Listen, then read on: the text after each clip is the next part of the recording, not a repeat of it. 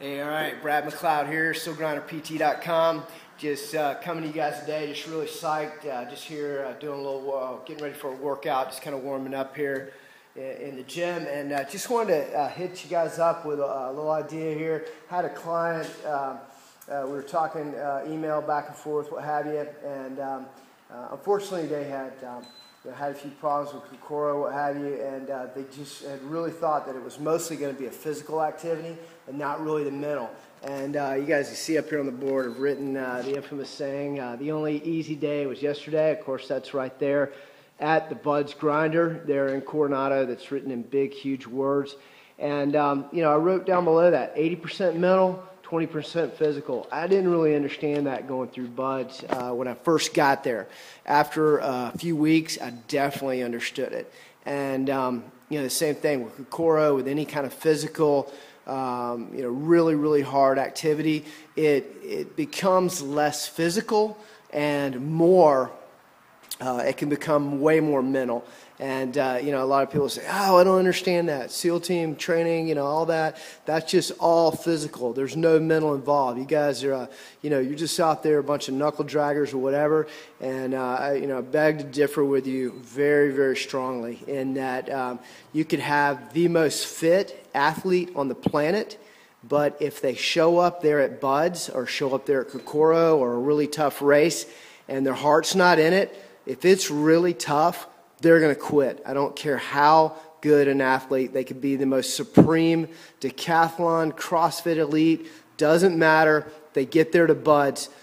Their heart's not in it. Their gut's not in it. Their mind's not in it. They will quit. I've seen it happen. Seen superstar athletes right next to me. They get put in the cold, harsh surf at night, and the heart's not in it. They don't want it. They start getting borderline hypothermic. Teeth chattering, they can't, their brains start shutting down, and if they're not fully committed, 100% committed, then they're going to quit. The other aspect of that is I've seen other athletes which, you'd look at them and they may not be the best physical looking specimen in the world, but these are guys that just will not quit. These are, the drowned rats. These guys they just keep going. They keep eating sand.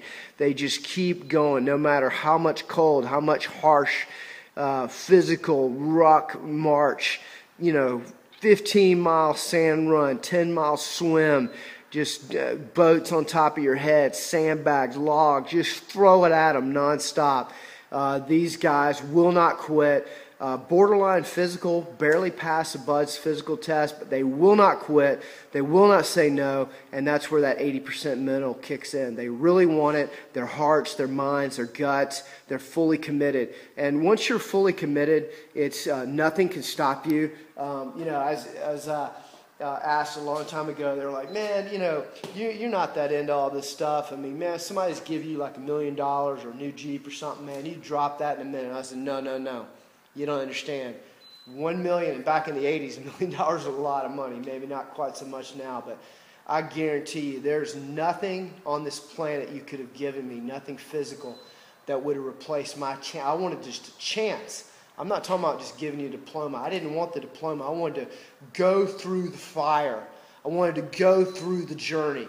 I wanted to be a part of every step of the hardship because I knew that it would shape me. I knew that it would forge me for future times. And I was fully, completely committed. And that's the only way I made it through Bud's twice, through two hell weeks. And, people ask me that today. And it's that commitment.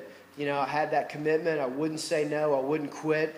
And they asked me, how'd you make it through 2 hell weeks? It's just that. My commitment is that the shame of me quitting was way more than me, staying in. I didn't have the guts. I didn't have the balls to stand up and ring the bell. And I passed every physical evolution. I did obviously fail a math test. I'm not the smartest tool in the woodshed. I know that. No bones about it. But I will not quit. And something's put in front of me, I'd rather die than quit. And that's just the way I am. That's just the way I'm made. And for me, for Bud's was just incredibly hard for me. I'll kid you not. It was mind-bending hard, body-bending hard. It crushed every fiber of my being, and it left me, I can't express, just like you just run over with a steamroller. But I just tried to find a way to get back up and a way to keep going. So that's my thing today, just coming to you. I want to talk about that 80% mental, that 20% physical. That's everything right there. Once you understand that, keys to life start to unlock the doors where things can happen, things you can really start to push and see things. That's the only way I was able to get this gym. That's the only way I was able to get to the position I'm in life right now.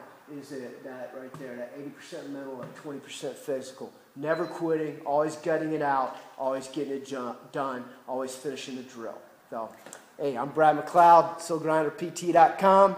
I'm loving life here at my gym. This is just fantastic, man. I couldn't ask for anything better. So, hope you guys will join me in my journey.